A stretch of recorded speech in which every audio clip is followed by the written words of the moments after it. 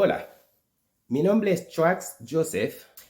En este momento estamos pidiendo al mundo entero de hacer una oración por el país que se llama Haití.